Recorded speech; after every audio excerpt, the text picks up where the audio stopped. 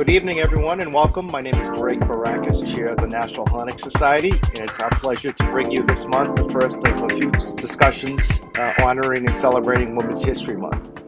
Unfortunately, let's not kid ourselves. We know sexism is still alive and well in the workforce, and our guests this evening will offer their personal experiences, their challenges, the barriers they face, but also success stories, and hopefully will inspire the generations behind them that are following in their footsteps and in their paths into a better environment and better workplace.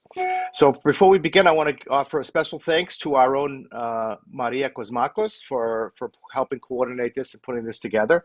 And of course to our panelists, Dina, Maria, and Doretta, for offering their time this evening. And it's my pleasure to turn over to our moderator for the evening, Demetra Ganias Soterakis, who will take over the program from here. Thank you. Thank you, Drake, and thank you to everyone. I want to begin by sharing my sincere gratitude to the National Hellenic Society for the invitation to join you tonight, for sharing your platform and also your phenomenal network of guests to enrich the conversation. So to you, Chairman Drake Barakis, and to the entire board, we thank you for your support. My name is Demetra Ganias Soterakis. I am the founder of Ganias Media Lab, and my job is to nurture my clients to transform their ability to connect with their audience through public speaking, something that this evening's panel does so impressively, as you will see. So I'm honored to join tonight's spirited discussion about how women navigate gender inequality in the workplace. Our mission tonight is to go beyond the notion that women and men are equal. Of course, equal respect and equal pay are a strong foundation in the overall mission of equality. But what we want to do tonight is to highlight and celebrate the unique perspective and contributions that women bring to our careers. And to all of the young women who might be stepping into the workforce for the first time, and for all of the veteran professionals, we want to offer support to you all. There are no right answers, of course, but from this panel's wide experiences and from their own strategies, we hope that you glean some insight. So let's begin. I wanted to introduce the phenomenal panel, Dr. Dina Haritos Tsamitis, Director of Carnegie Mellon's Information Networking Institute, Maria Markou, founder of the Markou Legal Group, an international law firm, and Doretta Mistras, Managing Director of Citigroup's Healthcare Investment Banking Division. Welcome to you all. I'll be keeping an eye on the chat box tonight, so feel free to send any questions there. Keep me honest, I will try to get to all of them. And I want to begin by asking each of you to please explain a little bit more about what you do and the path in your industry that you took. So we'll begin with you, Dina. Good evening, everybody. Kalispera. Or good morning if you're seeing this tomorrow or another day. My name is Dina Haritos Tsamitis. I'm a professor and department head at Carnegie Mellon University. I've been in this role for a little more than 20 years, and my passion is really empowering the next generation of women leaders. It's part of what I do. I oversee graduate programs around the world. For a number of years, I offered a master's degree in Athens, Greece. For 9 years, more than 160 students graduated from there. But I guess what I'm most proud of is when I took over this department, there were only 6 women. And I've grown it, and it was 6% women to being today over 40% women. And it didn't happen overnight. And there was an investment in shifting the culture and creating a welcoming culture and a culture in which women can thrive. And there's a lot that organizations can do. This is, informed by research, what we know about the workplace, about organizations, about learning, teaching and learning environments, what we can do to support people of all backgrounds, to be inclusive of everyone and welcoming to all. Amazing. Doretta? Sure. Thank you for the introduction. I really got my career out of college. I joined Goldman Sachs basically as an analyst in investment banking and in healthcare. And over the years, kind of graduated, built up more responsibility, and I did investment banking for about 15 years at Goldman, and last year made a difficult but definitely career enhancing decision to leave Goldman and join Citi to run our healthcare technology practice. And so for better or for worse, I've always operated in a predominantly male field, both from kind of in the banking industry, but also as well from a client perspective. And yes, it's gotten better over the years, but there's still a lot more room to grow from a female representation perspective, but happy to be here. We'll be exploring ways of how to do that. Thank you so much. And Maria. Thank you all, and thank you for having me. It's a great discussion, and I always love events that they are based on the women, and because the woman has a lot of roles. She's a mother, she's a businesswoman, she has a lot of every day in her hands. So I always love these events, and especially for women that they have, dealt a lot of difficulties in their lives, and they have their success now, and so we can give inspiration to the young generations. I'm the founder and the president of Markou Global Legal Group. It is an international law firm. We're doing real estate, corporate, immigration, some criminal and family, but it's based on international law. We have 3 offices in New York, one in Astoria, one in Manhattan, Financial District, one in Long Island in Huntington Village, and one in Athens, Greece, downtown in Kolonaki, and one also in Cyprus. Also, I'm the president of Hellenic Women's Alliance. It's an association that was founded in 2019 here in New York. We have approximately 400 members, a lot of women, different, women, businesswomen, women that they stay with their children at home, but also they have very vital roles in the society. And we're doing a lot of philanthropic events. And always, also through my law firm, I empower the women. But in addition, through the nonprofit organization, we try to do a lot for the women. And for example, now we're giving scholarships, even if we have the COVID. And on March 8th, we're going to provide it to 3 young children. So I'm giving also this because the deadline for the application is by tomorrow. So if someone, has a child, a young lady that is in the last class of high school, with good grades, and she's from Hellenic heritage, she can send us her application, resume, and personal statement to Hellenic Women's Alliance at gmail.com. And thank you for having me. What an excellent opportunity. Thank you so much.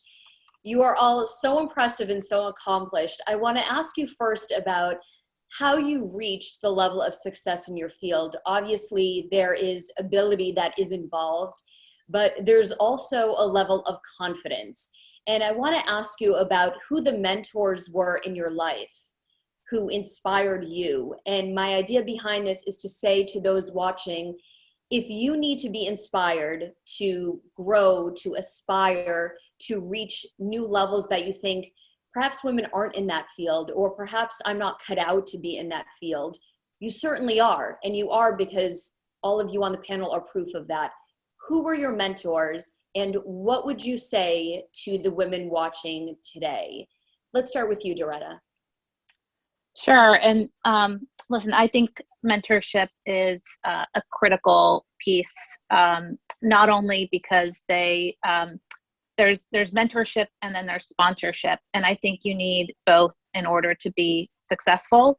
And mentors evolve over the years. And so at the beginning, frankly, I not only leveraged connections and mentorship that I had kind of within work, but I leveraged the Greek community and anywhere I could find it. And a large part of the reason, ultimately, kind of as I was navigating Goldman, at least in the initial years, I had the benefit of a few Greeks that I could reach out to that kind of understood the politics, understood how to get things done.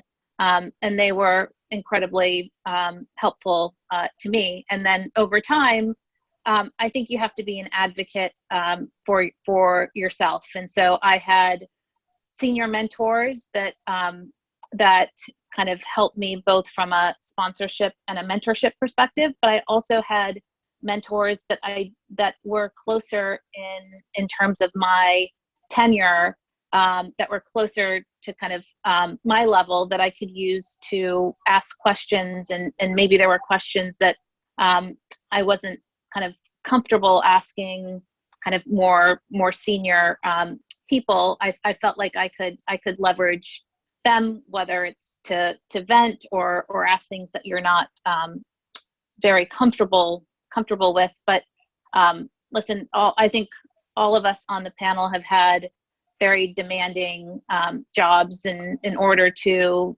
get to where we are, it's required a lot of sacrifice. It's required a lot of long hours in the workplace, and you need that network to help you navigate, and you need that network to kind of help you learn. But I think what I've learned and what's stuck for me over the years is you can't expect others to do it for you. You have to advocate for your own mentors. And so once you find somebody to connect with, the onus is equally on the mentee as it is on the mentor to make the relationship work. Yeah, we have to be willing and open to accept not only the help, but then to put it into action. Well said. Maria, tell us your perspective. I agree regarding the network, but from my perspective, I believe, first of all, our mentors for our success is, first of all, our parents, because they are giving us, the first steps, the education. For me, for example, I feel that I was always tough, and I never, afraid in my life, because my mother and my father, learned me that. I remember my mother and my father since I was 10 years old, to tell me stories while we were eating, while we were doing a lot of things, from experiences, from friends, from families. And then, all these were becoming for me examples how I want, to build my own life, and I want to refrain from bad examples. And then, while I was educating and I was in law school, and then I became partner in a law firm in Greece, I think, of course, my partners, they were the mentors in the business place. But then, I think our mentors is in everyday life. For example, I believe, you meet someone, maybe you go to the bank, you meet someone, you speak with someone, you learn something from them. You see things every day, you learn things from the others. The only thing that I think in order to be successful is to open your eyes, open your ears, listen the advice, and sometimes the advice, maybe it's a bad advice. So maybe, people, they want to discourage you. In this situation, you just don't listen, and you have your own guts and you proceed. Of course, the network helps, right now that we are experienced. And so you just make a phone call and your work, it's be done in 5 minutes.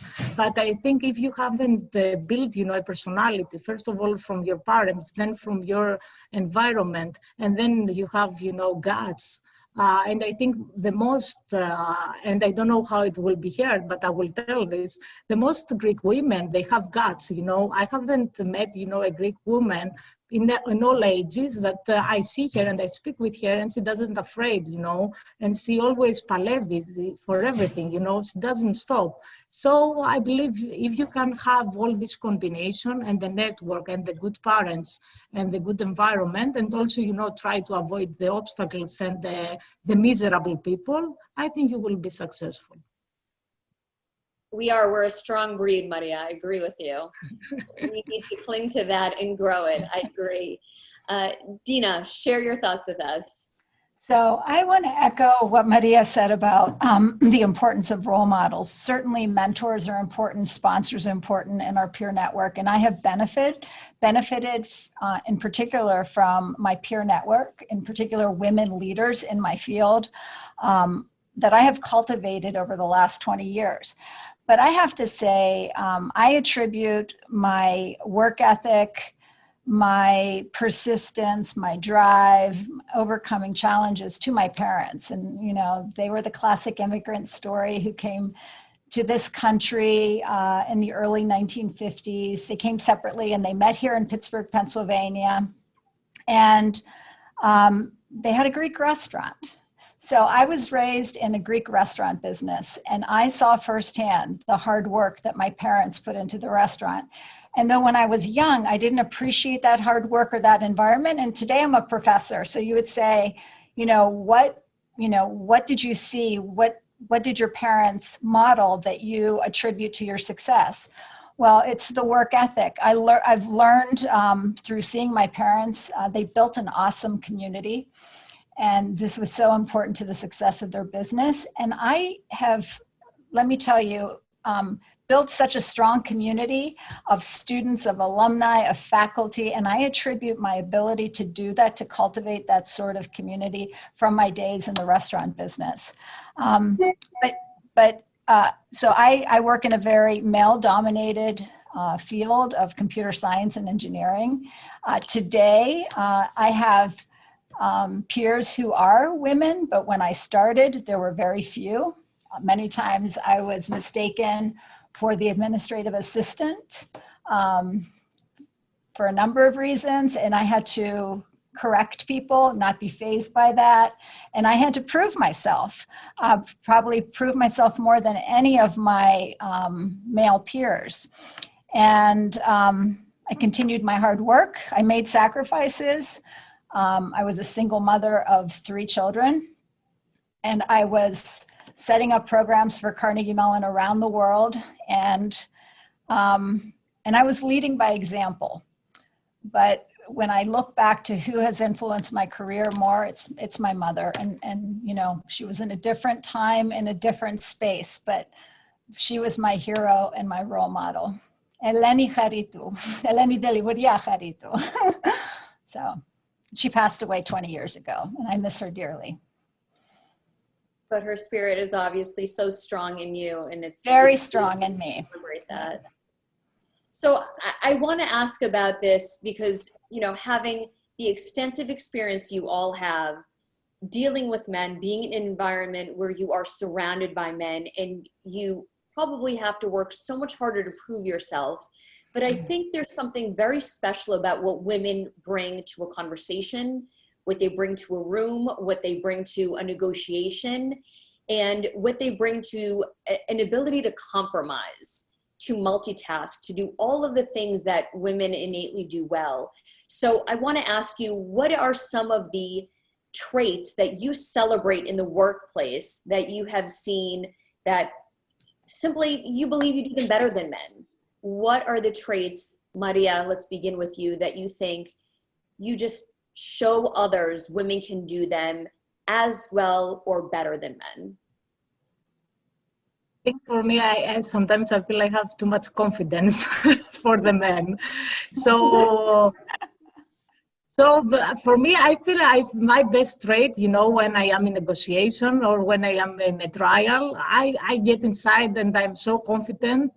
I don't care for anything. I say I go, I close my eyes and say I go for the win. I don't care for anything. So I think the most important thing is for a woman, regardless of her appearance, regardless of how she feels, always to wake up every day, to feel confident.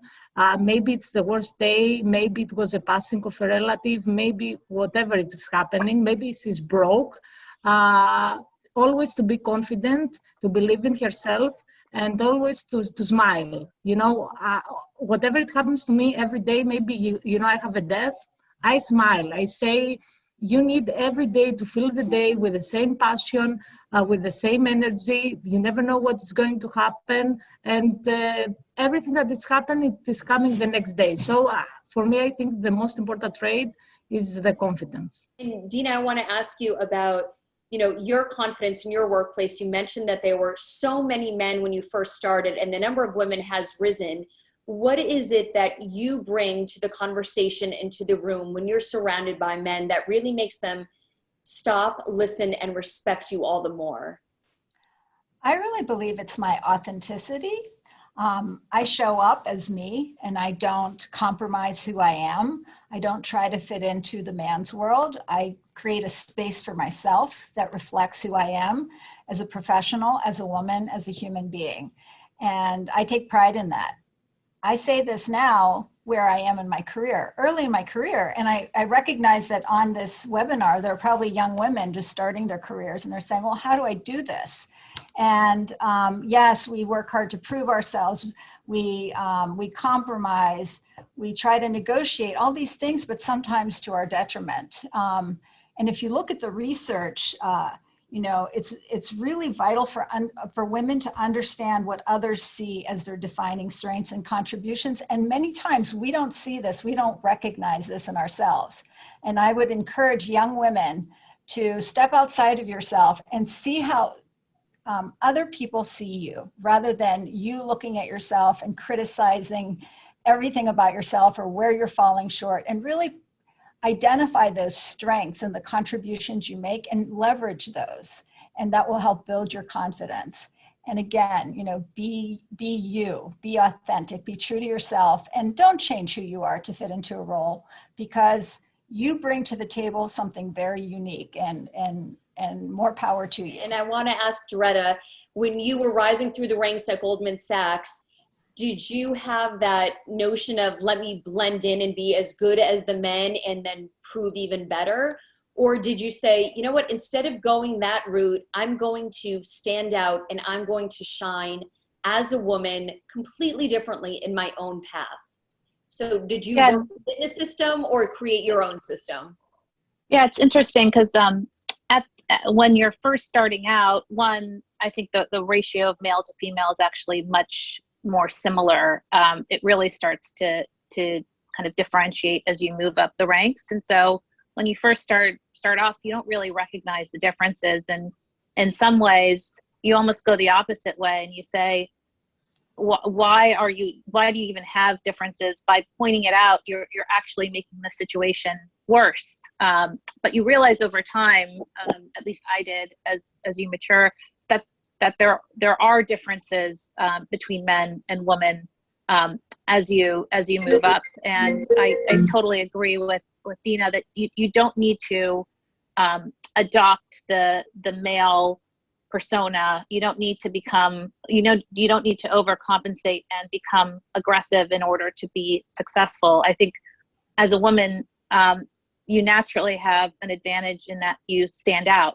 There were countless times where I would enter into a board meeting and I would be the only woman, or if you're on a phone call and you speak, everybody automatically knows it's you because you have a different voice than everybody else. And so it's, you kind of naturally stand out. And I think everybody should adopt whatever kind of mode or personality is more them, because that's how you're going to be successful.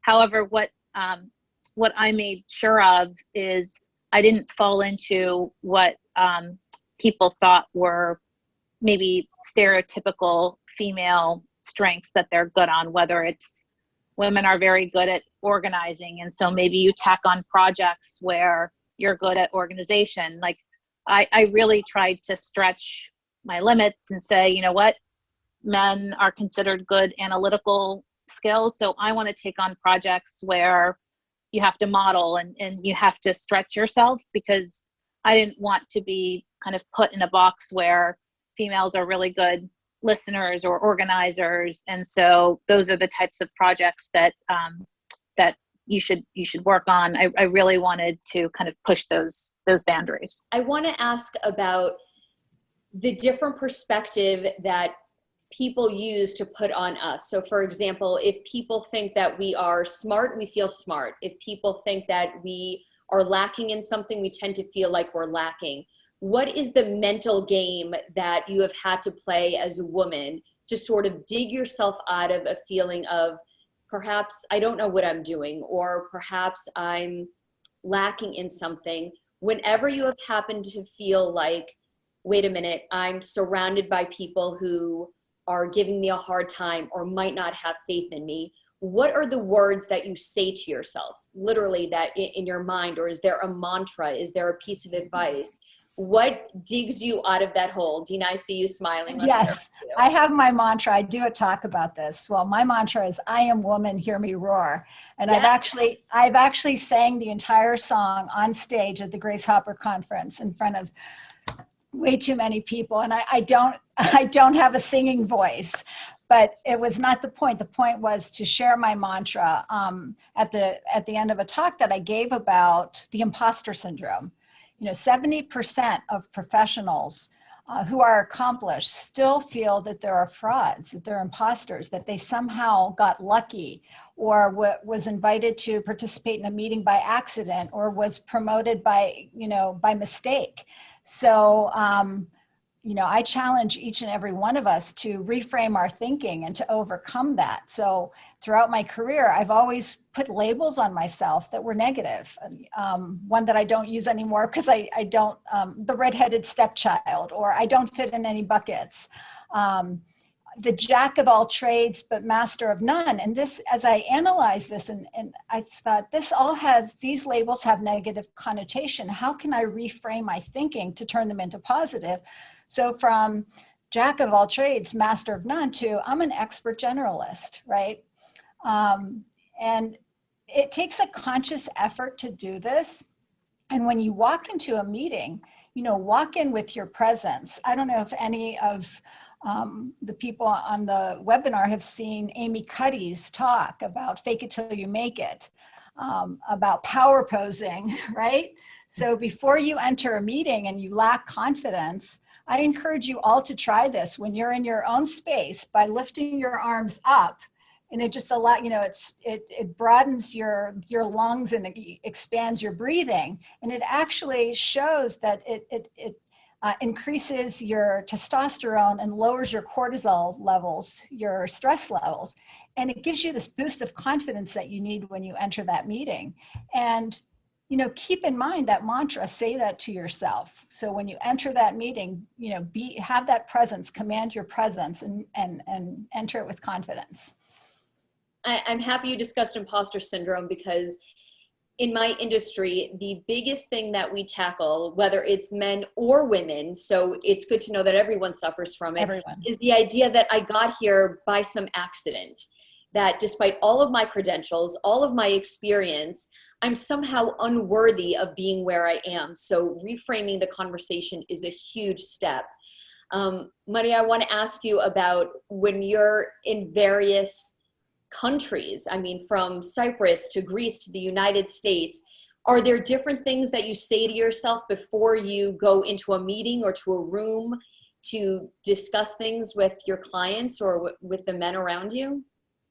One of the things that I like as an international attorney is that I travel a lot and I see different cultures, and all the time I need to be open.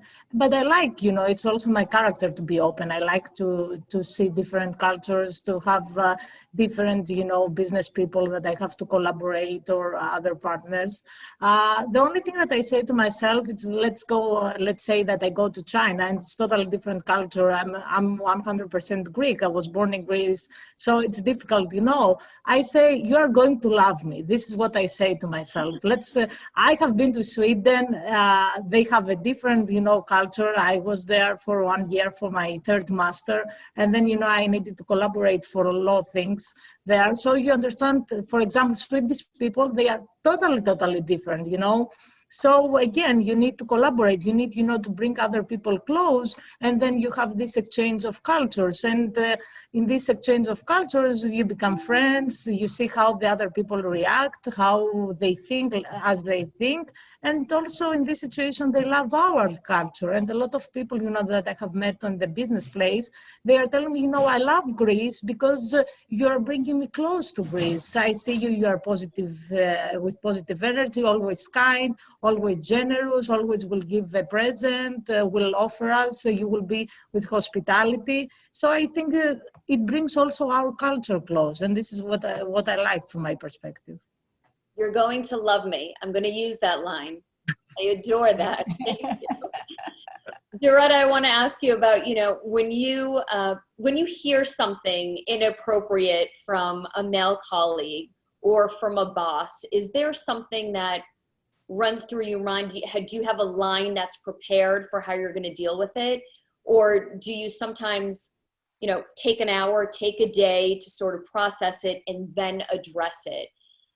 What is your strategy when you hear something that you don't like or that doesn't strike you? I think I've been lucky in my, I would say, work professional career in that it hasn't occurred to me from a professional perspective. If it does, I find it is better to call it out right then and there.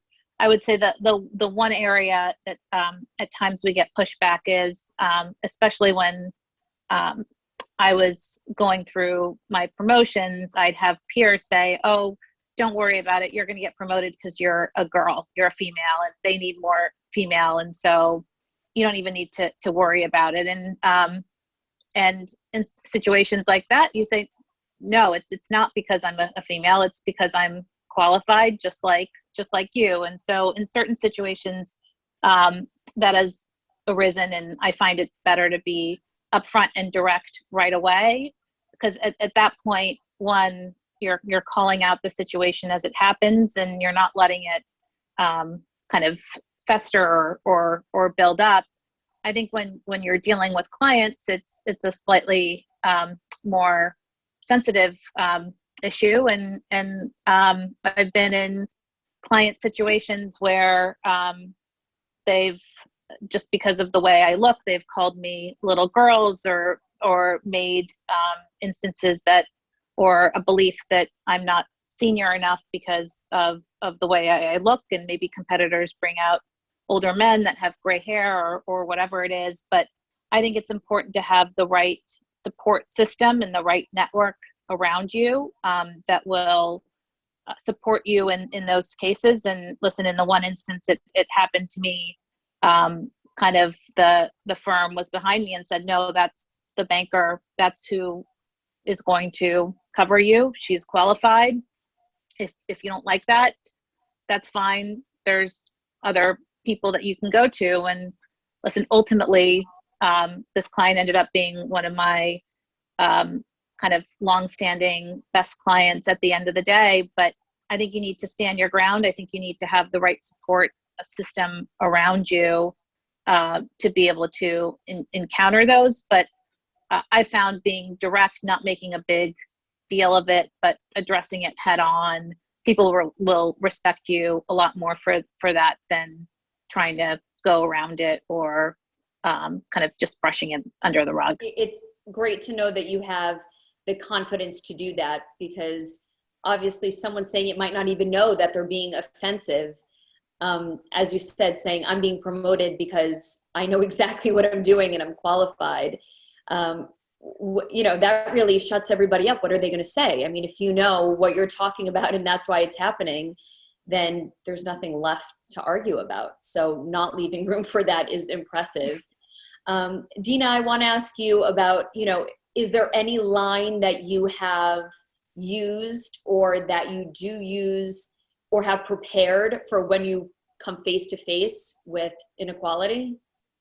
Not that I have a line prepared, but I almost expect to encounter it on a regular basis, because there is both conscious and unconscious bias around us.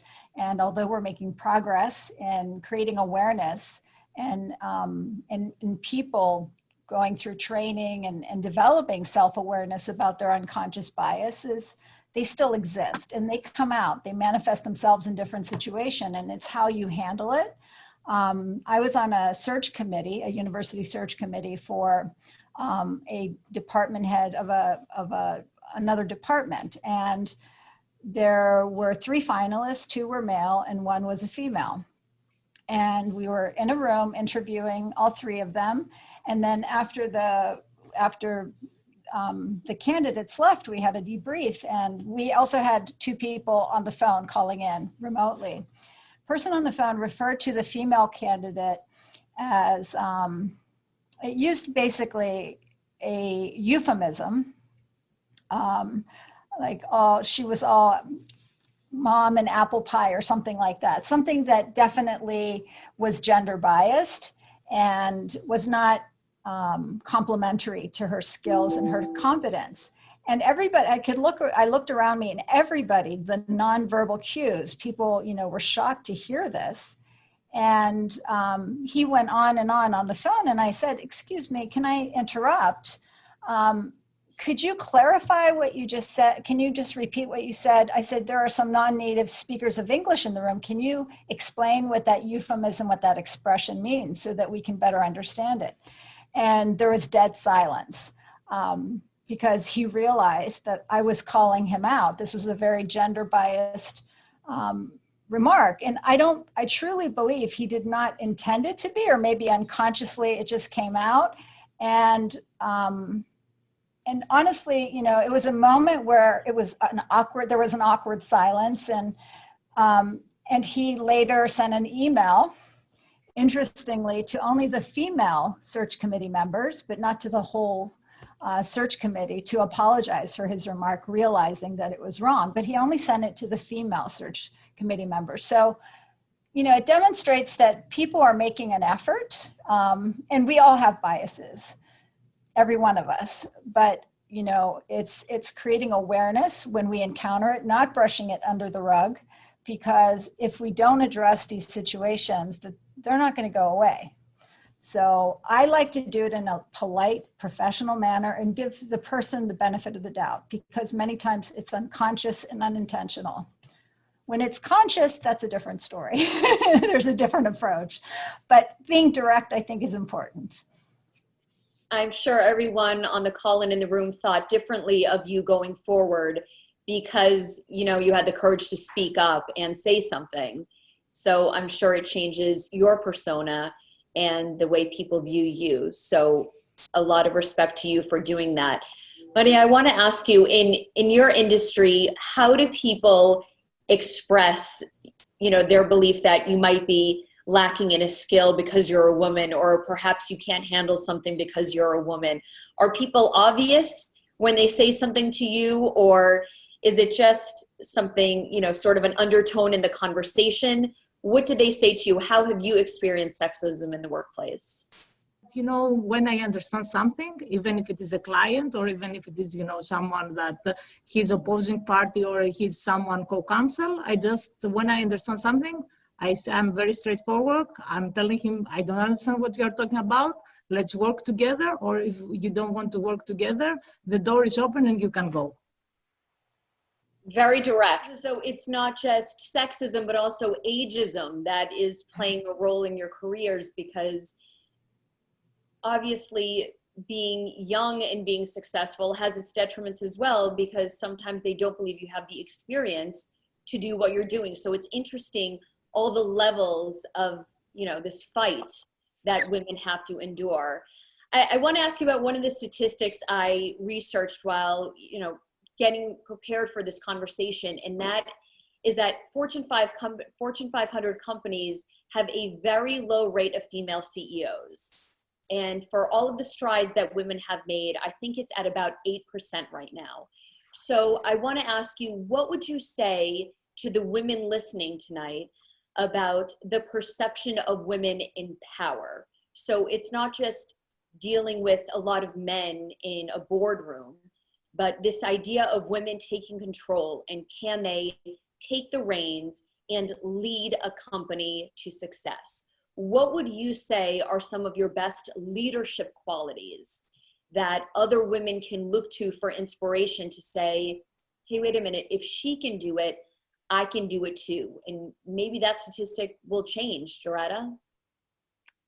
And listen, we're lucky at Citi. I think on March 1st, Citi just appointed the first female CEO, and I think she's the first female CEO of a financial kind of industry kind of firm. So it has gotten a lot of attention, and she's fantastic and incredibly approachable and mentors women, and I've taken her to see clients, and and she kind of embodies a lot of the kind of characteristics. But I would say a couple things. One, as people look up to role models, I think they have to kind of find ways to empathize with them and relate to them, and not only relate to them in business, but also to a certain degree outside of the workforce as well. And a lot of the challenges that I believe females face as they move up is you have to make sacrifices, right? Kind of to be successful, and sometimes those sacrifices, whether it's having a family or being involved in other kind of activities, they get in the way ultimately of kind of achieving that success. And so, as at least from my perspective, when I was junior and I was looking up to other females, I would say, is that who I want to be in 10 or 15 years? And not just the work aspect of their life, but kind of all aspects of their life. Can I see myself being that person? But I think the actual characteristics of being a leader, whether it's a female or a male, are very similar. It's just can you see yourself being that person at the end of the day? You said that you have mentored a lot of women in your field.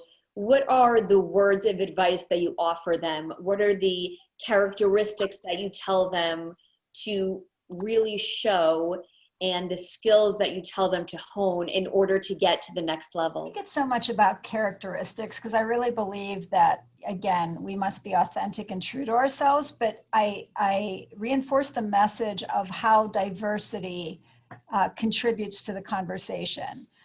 If you look at the statistics, that diverse perspectives, whether gender, people of different backgrounds, it leads to innovation, increase in productivity, and increase in revenue.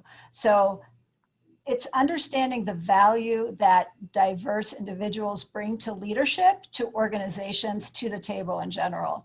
The thing that I'm most concerned about is not, and maybe many of the people attending this webinar who might be young women, and we're dealing right now with what's called a she session during the pandemic, that women are facing a very sharp recession because we have taken on, especially young mothers with children, juggling their career, working from home, taking care of the kids who are homeschooling, and many women have lost their jobs during this time. And if you look at the research, that the female exodus has turned back the clock by at least one generation to the 1988 levels. And that on average, women are working 7.7 more hours in taking on responsibilities of childcare, and just 1 year of a gap, whether it's in a pandemic or it's, to go on maternity leave and raise our children, it leads to a 39 decrease in annual earnings that increases over time. So this is why you see the number decrease and the women in leadership roles over time decrease. When we see the entry to the workforce, we see that it's pretty much gender balanced. And then over time, we see more men rising. And a lot of it has to do with women taking these responsibilities as primary caregivers of their children and of their aging parents. So I think as leaders, we need to consider and recognize these inequities that exist, and help women lift as we rise, and recognize the disadvantages that we face. It's true. It came to the point where the New York Times had an article saying that they need a Marshall Plan for women, and yes, it was signed by very high profile women. And the idea is that women cannot be 100% caretakers and 100% professionals all at the same time. And the pandemic has really asked that of women. And I think that's incredibly difficult to swallow for women who are saying, I have worked long and hard to create this career for myself, and I cannot sacrifice the caretaking aspect before I sacrifice my career. So the career is going to go. So let me ask you, Maria, you mentioned your children. Do you think that you can have it all? Do you have it all, just not all of the time? What are the sacrifices you have had to make to both keep your career going and your family going at the same time? Because they're both there. They're both in need of you. It's very difficult. Every day it's very difficult, but also by the end of every night, I feel very nice that I try to have everything in balance. I try, to wake up every day, 6 a.m., to have breakfast with my kids, then to leave at 8 a.m. and then start my business day until, at night. And, it's very difficult. For me, it's very difficult, but I try to have everything in balance. I try, to spend quality time with my kids because I cannot have quantity time. I try, to come at the office, to take them, to my business trip, whatever I can, to make them to be with me and see that their mother, is working very hard and she's doing very good things for other people. I try to give this as an example. And I think and I hope that while they will be young teenagers and then, I hope that they will be businesswomen as well, I think they will understand that a woman needs to have balance, needs to be a partner, needs to be a housewife, needs to be a mother, needs to have all these roles in order to feel fulfilled and productive to the society and to her family. Doretta, I want to ask you, do you think it's, on a panel, I don't imagine that men are asked, how do you father your children and also be a successful career person? Are you offended at the notion of, having to answer these types of questions on a panel of women? What do you think is the best way to address the balance of personal life and private life, because of professional life? Because we're trying to be both, right? We have this life outside of work, but we obviously want to shine as much as we can in the workplace. How do you balance what you do on both ends? Yeah, I don't think it's an offensive question, because I think women ask that question. It's the women actually asking the question. It's not the men asking the women, how do you kind of balance it?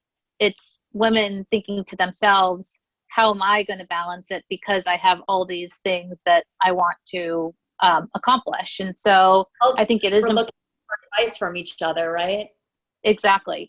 So I think it is important to have, I think it's important for anyone to have priorities, right? I don't think you can have it all, but I don't know what all means. Does all mean I want to go on vacations with my family and go out with friends and work? And I mean, sometimes kind of having that all kind of mentality, you need to set boundaries and you need to set priorities, and those priorities might change over the year. So when you're single, those priorities might be seeing friends or dating. Then when you're married, it might be raising your kids. And at some point, your career might be more important than other things for a period of time as you're moving up. So I think it's important to reevaluate all those priorities over time and be vocal about it. And so I would say, hey, between X and Y time,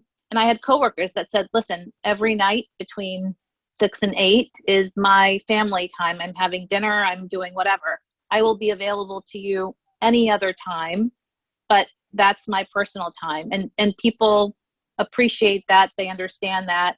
And so long as they feel like you're kind of accessible the other times, I find that they actually respect that and they will give you the leeway to do that. But if you tell them, hey, I need 6 to 8 and then I won't be available this weekend because I'm going X and Y, and I'm not available Friday night because I have a dinner, at some point kind of you reach that barrier. But I think it's important to figure out what those kind of what's important and how you manage to fit it in. I think it takes a lot of respect for your colleagues to be able to say, yeah, sure, go do that.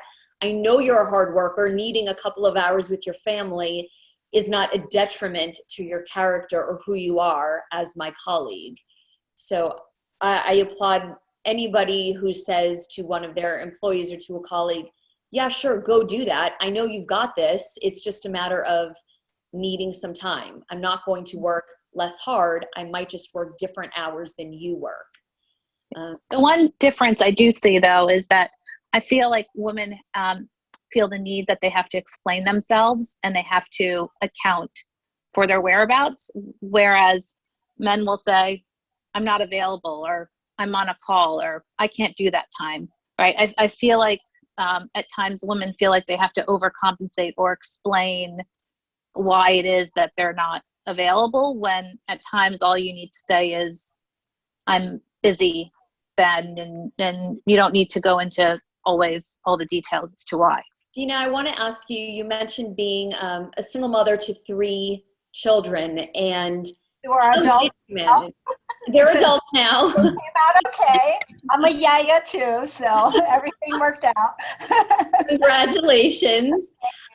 So I have to ask you, how did you do it? I mean, obviously you have reached this level of success, and you did it having juggled so much at home. So for anyone listening, I mean, you can't clone yourself. Who did you depend on to help you get through that? So I honestly don't know how I did it. I have to be honest, because I mentioned that my mother passed away 20 years ago. My father passed away a couple months earlier. My marriage ended that same year. So my career took off at a time where I was experiencing a lot of loss, and I didn't have a family support structure. My extended family were in Greece, so I didn't have family members to rely on. And you know, I look back and I question, wow, how did I do it? But I will tell you that, you know, to the question of can women have it all? And, you know, at any point in time, I didn't have it all. I was focused on one thing. So when I was with my children, I was present with my children.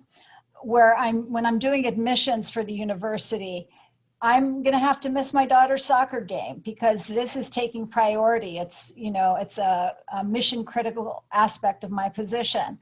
I truly believe the notion of work-life integration versus work-life balance, because they come together. And I'm going to put out there another TED Talk, the 2014 TED Talk by Anne Marie Slaughter, Can We Have It All? And her quote is, if family comes first, work does not come second, life comes together. And I truly believe that. I'll give you just a story. My youngest daughter, Zoe, who is turning 24 in a couple weeks, she was, you know, when my career took off, she was a toddler. And I was traveling the world. I had programs in Athens, Greece. I had programs in Portugal, in Japan. I was setting up a campus in Africa, in Silicon Valley. And she would travel with me as much as possible. And one of the most memorable experiences and learning moments for her was taking her to South Africa the year that Nelson Mandela was celebrating his 90th birthday. And we were in his hometown of Kliptown, Soweto, on the day of his 90th birthday. And she was taught about apartheid and what happened there. And when she went back to school, in middle school, she was able to discuss what apartheid meant and what she learned in South Africa and seeing how other people live. You know, we were in Soweto where the children were barefoot and dancing in the mud and, you know, in a shanty town, and they were happy. And she said, wow, when she came back home, she took down her posters of Hannah Montana from her wall and put up a poster of Nelson Mandela. And he was her hero. And so, yeah, I've made sacrifices. I had to be away from my children, but my children also got to have opportunities that they otherwise would not have. And yeah, so at that time, you know, it's a good memory and a good story to tell, and she remembers it. She also learned about the birds and the bees on safari in Africa, because our safari guide, the lions were mating. And if you know anything about lions mating, they do so consecutively every few minutes for like 3 days. And we were there for those 3 days. So another important learning moment. Ask you about the image that you put out into the world in your workplaces. And when you walk into a room with, whether it's your boss there or you are the boss and you have, you know, your team around you, when you walk into the room, what are the words that you want to be? Because I do a lot of work with clients on persona and really establishing what are the words you want to be, and then what do you do to actually fulfill that? So we want to create an image as a powerful woman. What is it that you do, and who is it that you want to be when you step into a room? I think a large part of it is one, being confident. Well, I think it all comes down to being confident, and it's in two ways. One is being confident in the material and what you're presenting. And the second is being confident in yourself, right? And kind of almost how you feel. So I believe if you feel good, and if that's wearing a nice dress or a fancy pair of shoes or whatever, or even a pantsuit, but then also kind of making sure that you're prepared going into the meeting with whatever it is you're presenting. I think the combination of those two just gives you confidence. And when you feel like you're prepared and confident, I feel like things naturally will go well. Maria, tell us your perspective. How do you, what is the persona you put on when you walk into a room? Who do you want to be? So yeah, of course, I agree with Doretta that I want to be confident, but most of everything I want, you know, when I enter a place, you know, if it is business or with my colleagues or with clients, I want to see a great woman with values, with dignity, that you can trust her with blind eyes. And of course, you know, with the passion in order, you know, to deal with their cases or, you know, to find the solution. I'm a problem solver, so I need, you know, the trust, and I need, you know, other people to understand that I will be there for them in the bad and the good terms, you know, whatever it happens. So for me, my persona is a great woman with values. And Dina? I think I share a similar, so who am I? What is my persona? I'm Dina. I'm about authenticity. I try to just be who I am and not try to be somebody else. And you mentioned earlier how, you know, ageism versus when we're young. I still remember when I started this position more than 20 years ago, I was told, you look like a grad student. You need to like dress up a little bit, you know, to look older and do something about your hair. And I was so insulted by that. And, but yet many years later, one of the greatest compliments that I had when I was presenting at the National Science Foundation, a woman who had seen me speak before said to me, Dina, I love that you show up as a woman. You show up as a woman. You wear your dress, your like a pantsuit, your hair, you are feminine, you are true to yourself. You're not trying to fit into a man's world. And I've never tried to fit into the man's world. I've always shown up as me. I want to wrap things up and just ask you if there is something that you would say, you know, to your younger self, to the young women listening. What is it, was there a pivotal moment in your career or an interaction that changed for you how you thought about yourself? Or in a moment of insecurity, something that happened that sort of flipped a switch in your mind to say, I've got this? So I would say there wasn't necessarily a moment, but it was a time period where, you know, I'd lost my parents and my marriage had ended. And I realized, I mean, it was, you know, that I was the only breadwinner for my children, the primary caregiver. I am this person leading an organization. And I felt the weight of the world on my shoulders. And I did say, I got this, you know, I'm going to do this. You know, sure, it can be scary. That I believe me, there were a lot of challenges that I had to overcome, a lot of sacrifices I made, but you know, I'm a survivor. I'm going to get through this moment, this terrible time. I'm going to overcome it. I'm not only going to survive, but I'm going to prevail and succeed. And I have. And, you know, I don't know how I did it, you know, because there were difficult times, but, you know, it turned out okay. And I'm proud of my 3 children. And I, you know, I'm glad that I did all the things. If I turned back the clock, I wouldn't do anything differently. Not that and many of my circumstances were unique to me. They weren't necessarily choices, but I made the choice to step out front and do everything I could for my children, my family, my career, and I did it. Sometimes women are the toughest critics of women. And you said, you're climbing the ladder in your field and there are fewer women. So perhaps that pits you against each other. Do you feel more competition against women in your industry because there are fewer of you, and to get to the top, it's going to be either you or her?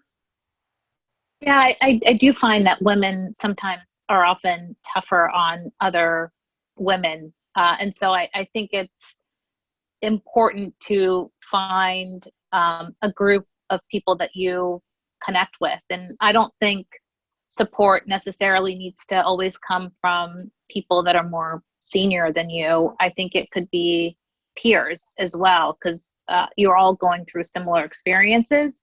And so, and I also think it's important to pay it forward. So it's incumbent on all of us to provide that support network, because I think as people see you do that, there's more of a likelihood that others will emulate that same responsibility. And I don't think someone can say, just because others aren't doing it, that I can also wipe my hands of that responsibility, and I can kind of repurpose or redo that trend. I think it's incumbent on all of us to mentor and take ownership, and that's the only way I think things are going to change going forward. It starts with each of us. I know that you have emboldened and empowered and propelled the women listening forward. Your experiences are so different, but all really come to one crescendo, and that is about confidence in values and standing your ground in an environment where men are surrounding you, and you have certainly paved your own way. I want to congratulate you all and thank you all for everything you have shared tonight. Thank you so much to everyone who participated, and thank you to all of you, Dina, Maria, and Doretta. This has been fascinating for me. Thank you so much for your time and for your expertise.